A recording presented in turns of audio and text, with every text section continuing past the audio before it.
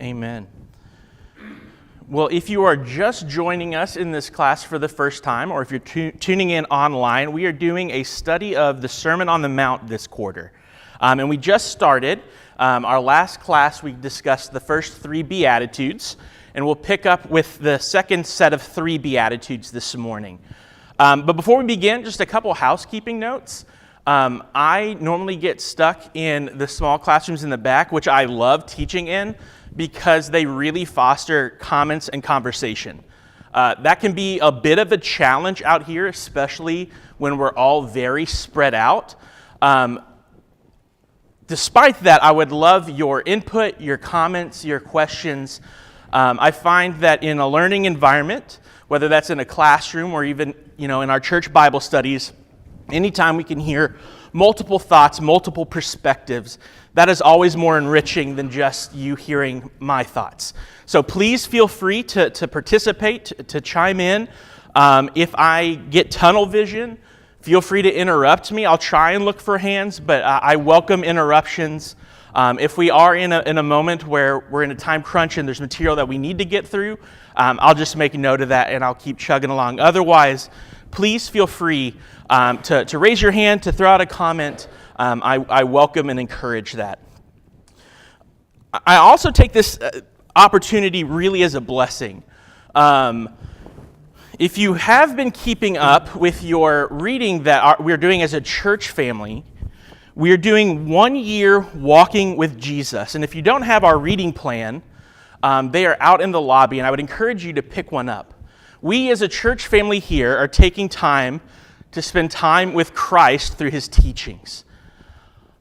And what's neat is this class, I asked Josh when I found out we were teaching the Sermon on the Mount, I was like, was that intentional to align with what we're doing as a church family? And he said, no, it was coincidental. So the fact that this class that deep dives on the teachings of Jesus aligns with what we're doing here at the start of the year, I think it's a real blessing. So if you haven't been keeping up with your reading, I would encourage you to do that. We're reading through the 4 Gospels. I think the way the math works out, it's 3 or 4 times over the period of this year. Maybe more than that. Don't check me on the math. I'm a history guy, not a math guy. But I highly encourage you to follow along with that, because the Sermon on the Mount doesn't exist in a vacuum. This isn't Jesus' one teaching where we learn everything that he does. So in my mind, those other Gospels and even the rest of Matthew provides really helpful context for a lot of what we read in the book of Matthew. Now, I do have a schedule for us. It kind of serpentines across, and if you want to take a picture of that, you're welcome to. I know there's a lot up there, but that kind of gives you an idea of where we're going to be going throughout this quarter. And I would be lying to you if I said this is all going to be really easy material that we can digest and enjoy, and it's going to be just like a breeze to get through. There's some hard topics. Things like anger and murder, lust and desire, divorce, loving our enemies. Conversations that are going to be a little uncomfy to work through. But there's reasons that Jesus taught on those things, and they're important conversations to have. So again, I encourage you to spend time with Jesus, whether that's in prep for our Sermon on the Mount class, so you can come prepared to talk about that specifically, or in our group readings. But as Brian has mentioned a few times, we're approaching the Beatitudes in these sets of kind of 3 triads, or these groupings of 3. So we've got last Wednesday we talked about being poor in spirit, blessed are those who mourn, and blessed are the meek. And this is all found in Matthew 5, if you're following along. That's Matthew 5. And that'll be kind of where our foundation for today's class is, but we're going to go several other places as well. And today we're going to focus on that second triad, that second grouping of 3. Blessed are those who hunger and thirst for righteousness, blessed are the merciful, and blessed are the pure in heart. I'm going to say blessed because after Brian said that everybody whose birthday starts with a 1 says blessed, I'm challenging that. I'm going to say blessed. So blessed are those who hunger and thirst for righteousness, the merciful, and pure in heart. And then on Wednesday, we'll finish up that final triad of 3. And in grouping these, I see some themes in the 3 groups. And I'm curious if you do as well. When you all are looking at those three individual triads, do you all see any theme that ties those three groups together as individual groups?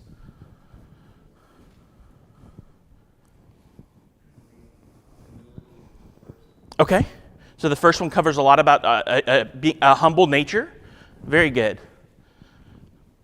What else do you see? There's no right answer. I'm just curious. Okay, so humility in the heart. I love the alliteration we've got going. What else? Well, I'm glad we have this alliteration thread because I also saw some alliteration, but I saw P's. In that first group, blessed are the poor in spirit, those who mourn, and the meek. I see really kind of our posture before God. That word humility, right? There's a humble nature, the way we approach God, the way we interact with God, our posture before Him, that we recognize His position as God and our position as the created.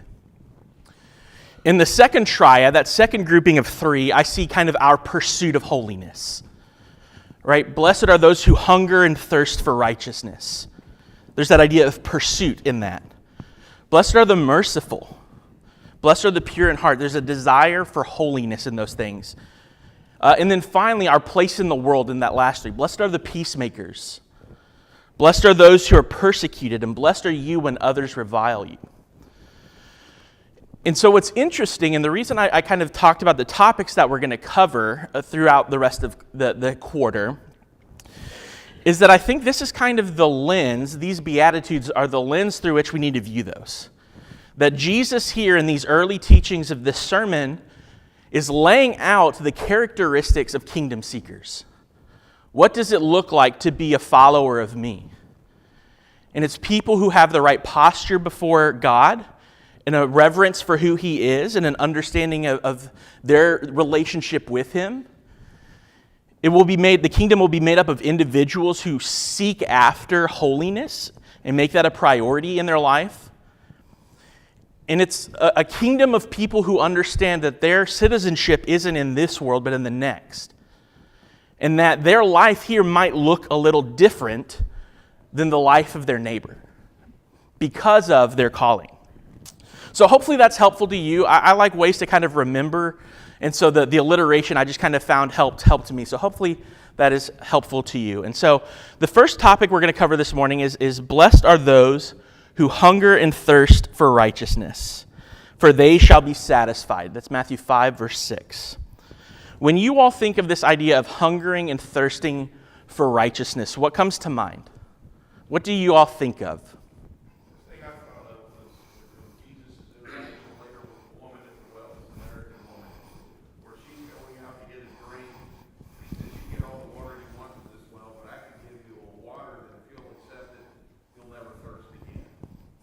Absolutely, and we'll get to that story. I love that that's where your mind's already going. That's exactly what I thought of, that pursuit. What else do you guys think of?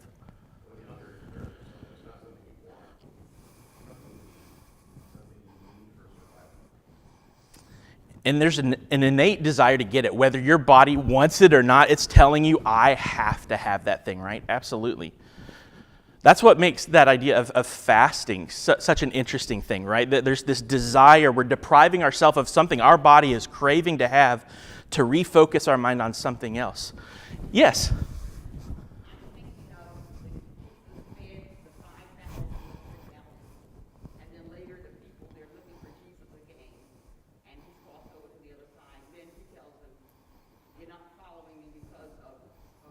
Mm-hmm. And the word, you're following me because of how He fed them with the fish and the bread. He said, but don't follow me because of that, of the food that perishes, but follow for the food that carries you into eternal life. So if you couldn't hear that comment, especially for those online, what was mentioned was this idea of Jesus when He's feeding the masses. He recognizes that most of those individuals aren't there to receive, like the woman at the well, the food that's going to sustain them eternally, but the food that sustains them in that moment. And so He's saying, you have to have the right reasons. Jesus is teaching you have to. I have something far greater than even your most human of desires can provide you. And so the way I kind of thought about it is this deep driving need for righteousness, right? Because that's what we're hungering and thirsting after. It's something that we can't be fulfilled on fully until we are filling ourselves with the right kind of sustenance. Yes? Mm-hmm.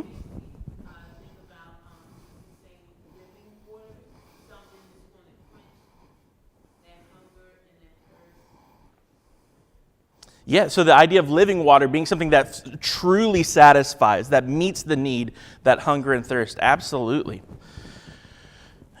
And so there's this relentless pursuit of righteousness. Oh, yes, sir.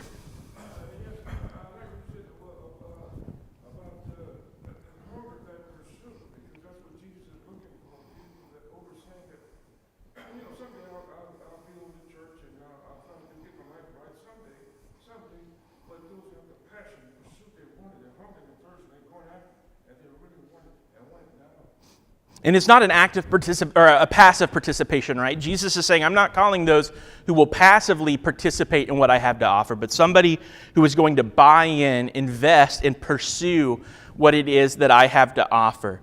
Hunger and thirst are two of the most common, we've talked about this already, are two of the most common desires and motivators in all of God's creation. Plants, animals, mankind have a desire to be filled, to be sustained, whether it's the leaves reaching to the sky to absorb the sun, its roots digging into the earth to absorb the rain, whether it's the animals in the animal kingdom pursuing their next meal, looking to be satisfied, or maybe it's just us when we're hangry, when we haven't had our snack in the afternoon and dinner feels far off, right? We all have this inherent drive to be satisfied. And what Jesus is calling for in this beatitude is not a striving of something here and now, but something eternal, something that will forever satisfy and fulfill. My mind is called then to some of David's writings. In Psalm 42, a passage that I would know some may be very familiar with. Psalm 42, verse 1 through 2, as a deer pants for flowing streams, so pants my soul for you, O God. My soul thirsts for God, for the living God. When shall I come and appear before God? And I think sometimes this verse might lose some of its heft, maybe because of the song we sing. We sing it regularly, as the deer pants for, and it becomes kind of like this second nature tune that we all have. But think of the image that David is calling upon. A deer who's been out running and sprinting through the woods gets to the water out of breath, panting to be satisfied. And he says, that's the way I am chasing after my relationship with you, God. That I am worn out, I am exhausted, and the only thing that will fill me, the only thing that will comfort me is you. That's that idea of hungering and thirsting for righteousness in my mind. In Isaiah 55, the writer there writes, come everyone who thirsts, come to the waters, and he who has no money, come buy and eat. Come buy wine and milk without money and without price. Why do you spend your money for that which is not bread, and your labor for that which does not satisfy? Listen diligently to me and eat what is good, and delight yourselves in rich food. Incline your ear and come to me. Hear that your soul may live, and I will make with you an everlasting covenant, my steadfast, sure love for David. What is the result of this call to come and eat and be filled? It's there in verse 3, that your soul may live.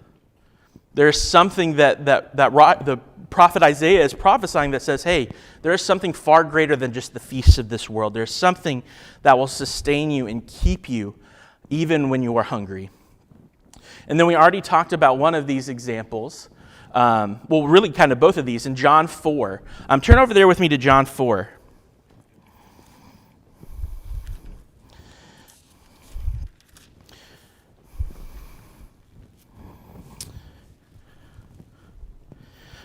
John 4, picking up in verse 7, a woman from Samaria came to draw water. Jesus said to her, "Give me a drink," for his disciples had gone away into the city to buy food. The Samaritan woman said to him, "How is it that you, a Jew, ask for a drink from me, a woman of Samaria?" And then the writer here gives us some historical context, right? For Jews have no dealings with Samaritans. And Jesus answered her, "If you knew the gift of God and who it is that is saying to you, 'Give me a drink,' you would have asked, and he would have given you living water." The woman said to him, "Sir, you have nothing to draw water with, and the well is deep. Where do you get that living water? Are you greater than our father Jacob? He gave us the well and drank from it himself, as did his sons and his livestock." And Jesus said to her, "Everyone who drinks of this water will be thirsty again. But whoever drinks of the water that I will give him will never be thirsty again. The water that I will give him will become in him a spring of water, welling up to eternal life." And the woman said to him, "Sir, give me this water, so that I will not be thirsty or have to come here to draw water." And what is her reaction? What does she do following this? Those of you who know this story, what comes next?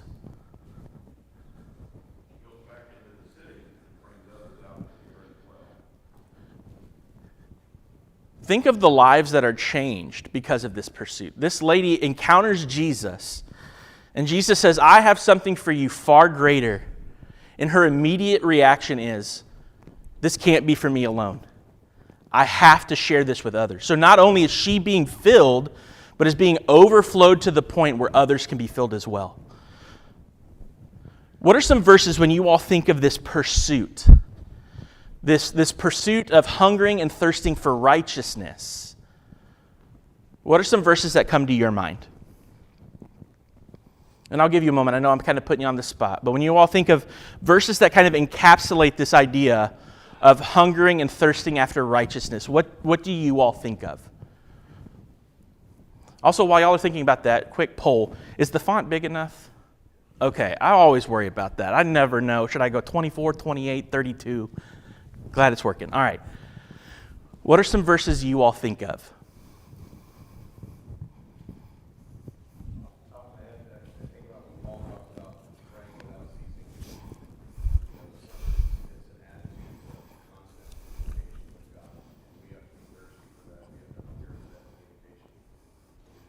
And there's this sense of going back to the well, right?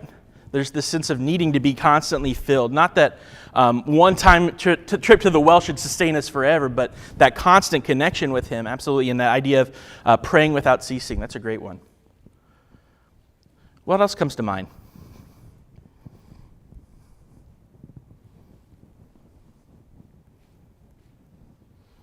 I'll sit in silence. I don't mind.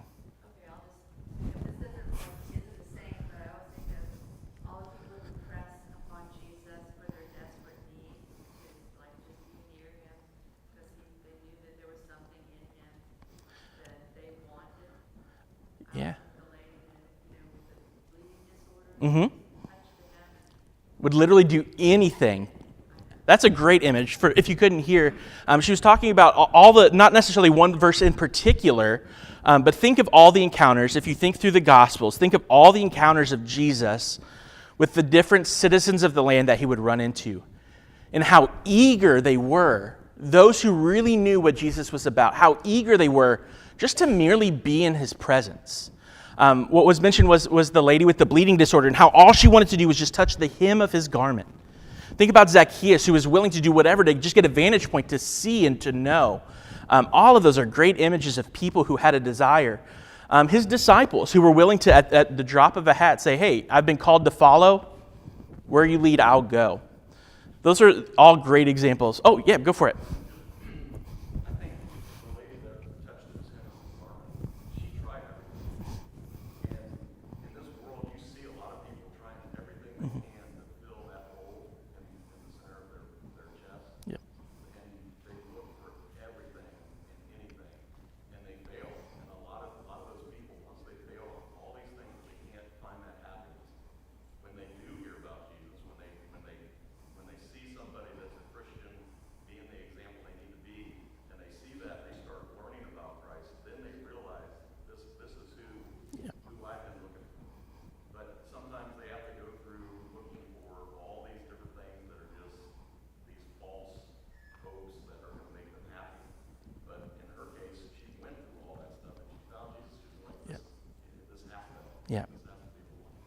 Zach. Just real quick, now that I know that's not one of the ones I'm looking at. I go back to the chapter before, chapter 4, it starts with Jesus in the wilderness, literally hungering and thirsting after 40 days, and we see that he is then able to say, man shall not live by bread alone, from the vantage point of somebody who that's all they should be craving in that. So we see him in practice, and then in the very next chapter, turn around and give this. It's a great point. Talking about hunger and thirsting constantly, you're like, man, I need a drink, so got to keep it ready. Yeah, Renee. I think it was a lot harder to get food and water in those days. I mean, just to go get water every day was a job. I mean, if you want to drink water, you just go and open up a bottle or you turn the faucet on and get it. You had to go out, you had to take your pot, you had to get it. Like she said, how are you going to get water? How are you going to get food? You really had to concentrate on getting it, whereas nowadays it's not quite, it's a lot easier to get. Yeah. There's a concerted effort that comes with this hunger and thirst. It's not something that we can just step outside and hope the manna of blessing, of being satisfied, will fall upon us. It's something that we have to go after. And that kind of idea is why I kind of thought of some of these verses. So one that came to my mind was 1 Peter in verse 13 through 16. There Peter writes, "Therefore, preparing your minds for action, and being sober-minded, set your hope fully on the grace that will be brought to you at the revelation of Jesus Christ. As obedient children, do not be conformed to the passions of your former ignorance, but as he who called you is holy, you also be holy in all of your conduct. Since it is written, you shall be holy, for I am holy." Again, this pursuit of holiness, there's an active nature to it. That idea of praying without ceasing, going back to the well, relying on God to sustain us in those things. Another one I had was 2 Timothy 2 in verse 22. Again, just kind of some practical things that, what does it look like to pursue that satisfaction, to pursue hungering and thirsting for righteousness in that way. Paul tells Timothy there, "So flee youthful passions and pursue righteousness." Again, that phrase coming up. "Faith, love, and peace, along with those who call on the Lord from a pure heart. Have nothing to do with foolish, ignorant controversies. You know that they breed quarrels." So again, he's not only telling him how to pursue those things, but the things to avoid. Hebrews 12:1, I think of, that idea of laying aside every sin, everything that's going to drag you down to keep you from that satisfaction. And then what is the result? You know, in Matthew 5, we see that there's that satisfaction that you will be filled, right? Matthew 5, verse 6 is there. But the result is in my mind, is in Psalm 107, verse 4 through 9. Psalm 107, this is again David writing here. And he says, "Some wandered in desert wastes, finding no way to a city to dwell in. Hungry and thirsty, their soul fainted within them. Then they cried to their Lord in their trouble, and he delivered them from their distress. He led them by a straight way till they reached a city to dwell in. Let them thank the Lord for his steadfast love, for his wondrous works to the children of man. For he satisfies the longing soul, and the hungry soul he fills with good things." And in reading that, I couldn't help but to think of the song we sing, "Turn your eyes upon Jesus, look full in his wonderful face, and the things of earth will grow strangely dim in the light of his glory and grace." When we are hungry and thirsty for Jesus and for that holiness, for that righteousness that comes with being a follower of his, there is only one thing that will satisfy, and that's what we have to keep our eye on. Any other thoughts or comments on this idea of hungering and thirsting for righteousness? Yeah, Jared. Sometimes it's helpful to turn the periods around, and then we can ask ourselves, am I satisfied? If I'm not satisfied, then maybe I'm pursuing the wrong things, or I am pursuing the wrong things. That's a great way to kind of self-inventory yourself, right, in that relationship, to think, okay, what am I pursuing, and am I satisfied in those things? And if not, maybe that's cause for a reevaluation.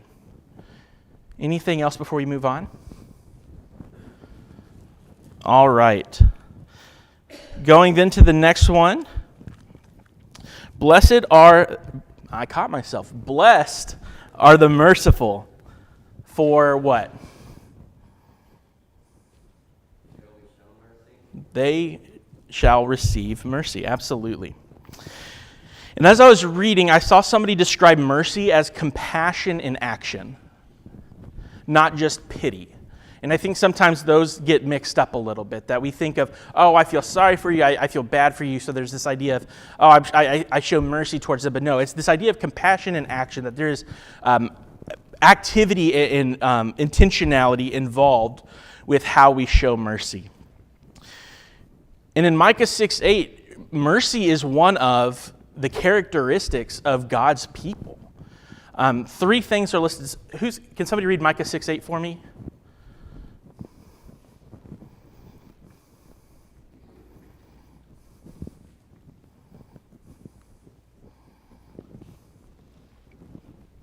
He has told you, O man, what is good, what does the Lord require of you, to do justice, to love kindness, and to walk humbly with your God. To do justice, to love kindness. And other translations, does anybody have a different phrase there? Other translations will translate that as to love mercy or steadfast love, to love that, to desire that, to make that a priority. So to do justice, to love mercy, and to walk humbly with your God. 3 things that define the follower of God. And it's mercy that's found there. And the fact is, we live in a world that is growing, in my mind, continually merciless. As you look out at the world around you, I think you would probably agree that we live in a really merciless world. And I think we see it in every aspect of our life. And I don't think that's a new thing. I think we've always lived in a world lacking mercy. And I think that's what makes this call to be a merciful person all the more important. Because mercy is who God is. Who remembers the context of, and this is a little bit of a throwback, Exodus 34? Going back to your Old Testament knowledge, who remembers the context of Exodus 34? And if you want to jump back there, you're more than welcome to, because we're going to read from there in just a second. But this is the second giving of the law. So this is when Moses has broken the tablets once out of his anger. He breaks the 10 commandments and he goes back up to see God. And in Exodus 34, we see this interaction with God. And in verses 5 through 7, we read the following. The Lord descended in the cloud and stood with him there and proclaimed the name of the Lord. The Lord passed before him being Moses, and proclaimed, the Lord, a God merciful and gracious, slow to anger, and abounding in steadfast love and faithfulness, keeping steadfast love for thousands, forgiving iniquity and transgression and sin, but who will by no means clear the guilty, visiting the iniquity of the fathers on the children and the children's children to the 3rd and 4th generation. What a picture of mercy. Merciful and gracious, slow to anger, and abounding in steadfast love and faithfulness. That's more than just feeling sorry for somebody or feeling pity on somebody. There is a love and a desire and a care. But there's also important that it's mercy and justice here tied. That God is not just a merciful God, but he is also a just God. We also see this idea of compassion and action played out in the story of the Good Samaritan. Who is it who bypasses him? The people who should have been the ones who would have a desire to act, to say, there's my neighbor on the ground, beaten and bloody and in need, and yet they turn a blind eye to him. And as we read in that story of the woman at the well, that historical context, right, that Jews and Samaritans didn't have dealings with one another. And we see, but a Samaritan, as he journeyed, came to where he was, and when he saw him, he had compassion. And what did that compassion lead to? It led to action. And he took care of this man. In James 2, we see this played out even in James's writing of how we should treat one another on this idea of partiality and how we treat one another and who we decide to treat well or treat poorly. Right? He says in chapter 2 of James, verses 8 through 13, if you really fulfill the royal law according to the scripture, you shall love your neighbor as yourself, you are doing well. So if you're doing this thing, you are doing well. But if you show partiality, you are committing sin and are convicted by the law as transgressors. For whoever keeps the whole law but fails in one point has become guilty of all of it. For he who said, do not commit adultery, also said, do not murder. And if you do not commit adultery but do murder, you have become a transgressor of the law. So speak and act as those who are to be judged under the law of liberty. And here we see, in my mind, a callback to this beatitude, right? Blessed are the merciful, for they shall receive mercy. In verse 13 of James 2, for judgment is without mercy to one who has shown no mercy. Mercy triumphs over judgment. So why does, yes, sir.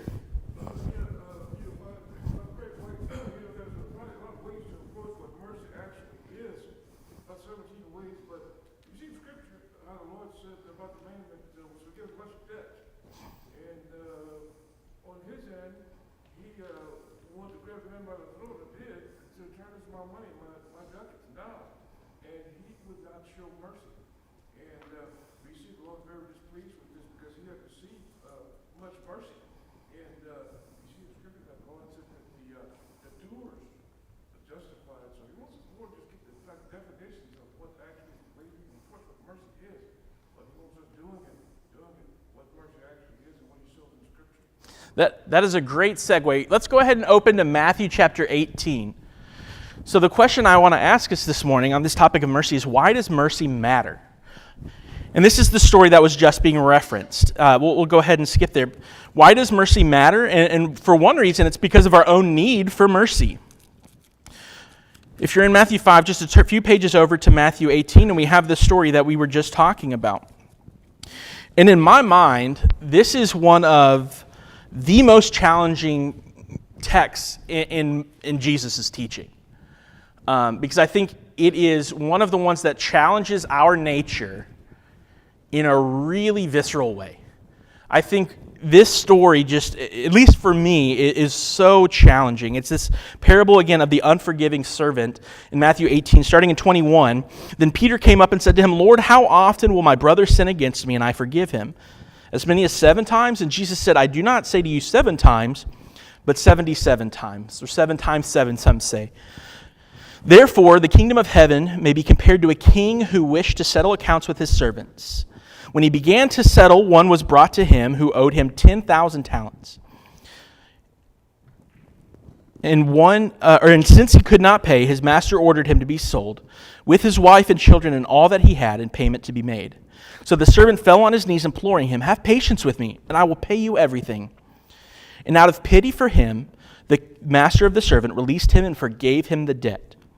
Again, this is a man who has a debt he will have to live multiple lifetimes to repay. And the minute this man is forgiven of this debt, in verse 28 it says, but when the same servant went out, he found one of his fellow servants who owed him 100 denarii. And seizing him, he began to choke him, saying, pay what you owe. So his fellow servant fell down and pleaded with him, have patience with me, and I will pay you. He refused and went and put him in prison until he should pay the debt.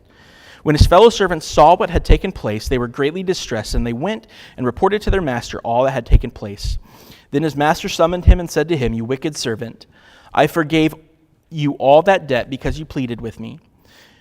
And should not you have had mercy on your fellow servant, as I had mercy on you? And in anger his master delivered him to the jailers until he should pay all of his debts. So also my heavenly Father will do to every one of you, if you do not forgive your brother from your heart. Again, mercy matters because of our own need for mercy, but it also matters because it reflects God's character. In Lamentations 3:22, we see a picture of that played out. We'll turn there real quick. The steadfast love of the Lord never ceases. His mercies never come to an end. They are new every morning. Great is your faithfulness. The Lord is my portion, says my soul. Therefore, I will hope in him. Again, God being described as a steadfast love, as merciful, as kind. And then also, mercy is a sign of a reformed heart.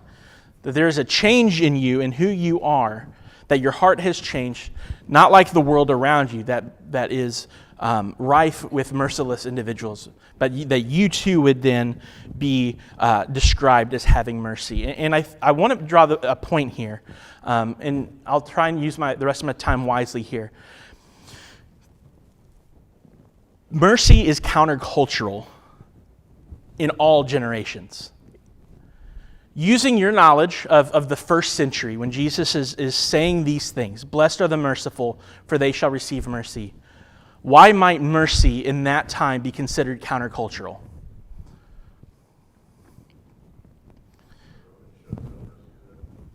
The era they lived in, the rulership that they lived in absolutely was known, and to this day known for their lack of mercy and their violence, absolutely. What about of a religious sense? What was the religious environment like? Was it merciful? I didn't say several of the groups that Brian talked about absolutely, they were known for not being merciful. Zealots especially, and then if you look through kind of the history of the Pharisees and Sadducees, there's a lot of intolerance there that led to sort of mercy being the exception. And those are the exact two things I wanted to touch on. In the ancient Roman world, mercy was tied to weakness. Mercy was seen as weakness. There was no power in mercy. Think about the Roman justice system, about the slavery they enacted, the way they would use their slaves both for labor but also for entertainment. Think about even what you know of the Colosseums and the way that they would pit man against man for the sake of their own personal finances and entertainment. Think about the public executions. Think about the act of the crucifixion just as a historical practice. The crucifixion wasn't a one-off thing for Jesus. It's how Jesus was killed, but this was a practice of the Roman Empire. They were a heinous, vile group of leaders. They would go even so far as to abandoning their own children on the streets if they were seen as unfit for their house. Oftentimes, if a child was born and it was a little girl, families would cast them out culturally. This was not a merciful society. And we even see that impacting the Jewish community. The story of the Samaritan and their relationship, we've already touched on that, but oftentimes when mercy was shown or when kindness was shown, it was only to their community, that they would look only within themselves and not beyond their community. At times, mercy was seen as almost a religious currency to show how pious you could be, right? And Jesus is teaching, well, if you do something with your right hand, don't let your left hand even know about it. But mercy was used as a tool to be seen so others could see how holy you were. And then even we see internal disagreements among Jewish religious leaders in the text about how to balance this idea of mercy with adherence to the law of Moses. Matthew 23:23 is quoted there. We won't get into that, but mercy was not something that I would say defines this society. So when this Jesus shows up teaching that the citizens of his kingdom are described and characterized as being merciful, as hungering and thirsting for righteousness and not power or prestige, his message is countercultural. There's something different. He's challenging the Roman stance of power over compassion. He's opposing I guess I should pick up here instead of on my computer. He's opposing the legalism of the Jewish leaders of the day. And in later teachings, we'll see that he even ties mercy to godliness. In Luke 6:36, he says, "Be merciful even as your Father is merciful." If you want to look like God, your Father, mercy is how you do that. So I want to encourage you this morning, in a world rife with a lack of mercy, we have an incredible opportunity to be known as a people that abound in mercy. And I take that phrase from Psalm 103, verse 8, and I love the way the New American Standard Translation renders that. The Lord is compassionate and gracious, slow to anger, and abounding in mercy. His mercy overflows. Any comments on this idea of being merciful? Yeah, Jared. I think it's natural to focus on the acts of mercy and being merciful. I think it really starts with how we view people, right? And that's very clear that God views people as people who are in need of mercy. Jesus on the cross spoke about a lot of things about the people who put them there. He recognized that they didn't really understand what it was they were doing, and he petitions God on their behalf, right, to be forgiven. So, I think it does start, you want to talk about being pure in heart, it does start in our heart on how we view people. So, I thought the point was really interesting about how sometimes it's a show of piety, right? But look, I'm a merciful person. I've extended mercy to someone who doesn't deserve it. That kind of overlooks the fact that we should be viewing people the way God does and be looking then for opportunities to be. My mind in your comment, Jared, jumps just a few verses ahead when Jesus is talking about anger and the sin of anger. It's interesting to me in that text when he's talking about anybody who is angry with his brother is liable to judgment, it says. Anybody who insults his brother is liable to the council. And then he says, anybody who says you fool will be liable to hell. And there's like this, in my mind, like there's this increase of punishment for even kind of a decrease in transgression there. But it goes back to that idea of like, how are you treating people? The reason anger is such a difficult thing to conquer, and it's something that Jesus says we can't be, is because I think it's how we value people. If you value people in the way you should, your reaction towards them won't be one of anger or of insult or of mockery in some way. So I think that's a great point there, Jared. We have a couple minutes left. Blessed are the pure in heart, for what they shall see God. Purity brings to mind a sense of cleanliness, a sense of refinement, and we must present ourselves as holy sacrifices, Romans 12:1 says. So what does it look like to be a sacrifice worthy of being received by God? One of lacking blemish, a perfect sacrifice. All of the times we see descriptors of sacrifices being made in the Bible, it is something that is clean and that is pure. And so if we too are then to be pure of heart, making ourselves to be proper sacrifices in holiness, then we too should seek that out. In Psalm 23, verses 3 through 4, it reads, "Who shall ascend the hill of the Lord, and who shall stand in his holy place? He who has clean hands and a pure heart, who does not lift up his soul to what is false, and does not swear deceitfully." And then again, David writing after his sin says, "Create in me a clean heart."